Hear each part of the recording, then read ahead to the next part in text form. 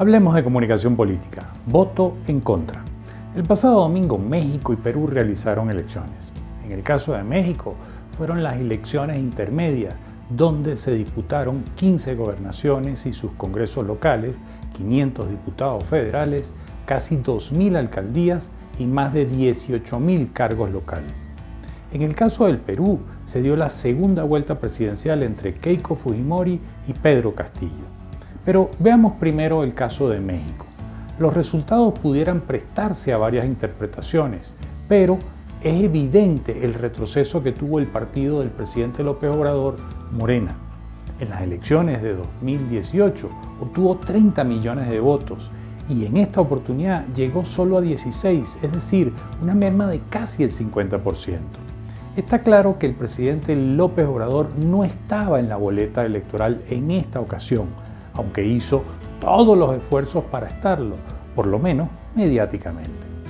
Luego, en número de diputados, Morena sufre un importante retroceso que, junto a sus aliados, el Partido Verde Ecologista y el Partido del Trabajo, solo lograrán hacer mayoría simple en la Cámara de Diputados. En las gobernaciones, Morena y sus aliados obtienen 12 de las 15 gobernaciones en juego, pero sufren un retroceso en la Ciudad de México, pues de tener 11 alcaldías pasó a tener solo 6 y la oposición aumenta a 9 alcaldías, quedando aún una en disputa. Ahora, ¿cómo votó México? En primer lugar, Morena y el presidente López Obrador siguen teniendo una influencia determinante en las zonas rurales y retrocedieron en las zonas urbanas. La oposición, por su parte, donde las alianzas se hicieron pensando en los ciudadanos, les funcionó y por ello el avance que tuvieron en la Cámara de Diputados.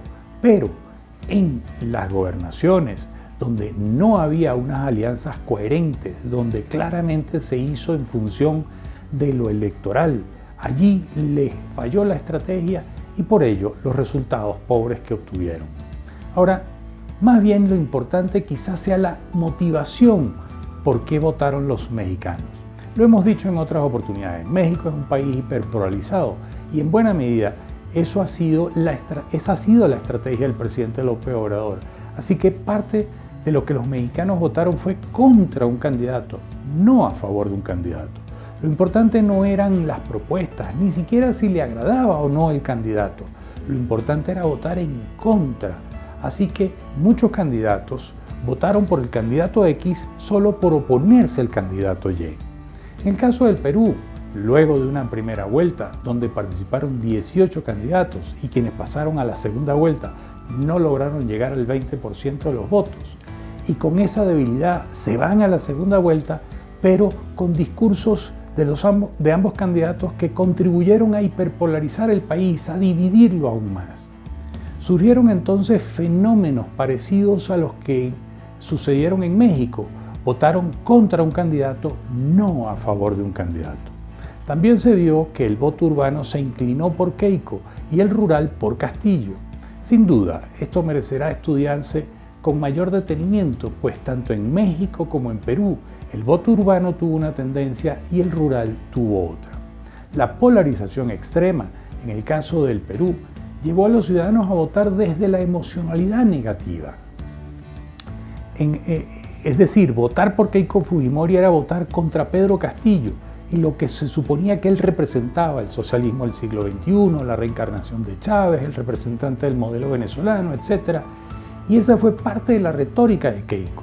O sea, en vez de hablar de los problemas del ciudadano, de cómo el gobierno iba a resolver la pobreza, la exclusión, la marginalidad, los problemas de salud, de las vacunas, el empleo, se centró en atacar y estigmatizar a su oponente. Muy parecido actuó Pedro Castillo, atacando a las élites que han gobernado el país, élites políticas, económicas, empresariales, sindicales, académicas, eclesiásticas, y acusó a Keiko de ser parte de esas élites y de presentarse él entonces como el vengador, el que castigaría a esas élites que han sometido a los peruanos a la pobreza, excluyéndolo de los beneficios. Así que votar por Pedro Castillo era votar contra Keiko Fujimori.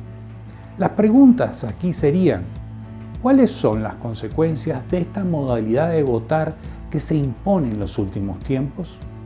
¿O están los ciudadanos eligiendo democráticamente y en función de su bienestar? ¿O acaso lo están haciendo desde los sentimientos negativos como la rabia, la frustración y el deseo de venganza? Preocupante la situación. Analizados los antecedentes, es perfectamente comprensible las razones y el porqué los altos índices de desconfianza que tienen los ciudadanos con respecto a la clase política, a los partidos y a las instituciones del Estado. También es preocupante caer en ese círculo vicioso donde cada día los líderes accionan más el botón del odio y el ciudadano se hunde más en las emociones negativas, retirando y debilitando el respaldo a las democracias. Lo incongruente es que al despreciar la política se llevan por delante a la democracia y podría llegar el día en que ésta fallezca y allí, en el funeral de la democracia, quizás los ciudadanos no encuentren la salida del cementerio. Por fortuna, los jóvenes pareciera que comienzan a despertar su interés por asumir el liderazgo, para construir los nuevos modelos políticos y económicos que ellos deberán liderar. Las democracias siempre triunfan, así que hay esperanza. Bueno, hasta acá la videocolumna de esta semana. Como siempre, será un gusto poder leer y escuchar sus comentarios, así que no dejen de seguirme en mis redes sociales para que podamos seguir dialogando. Nos vemos.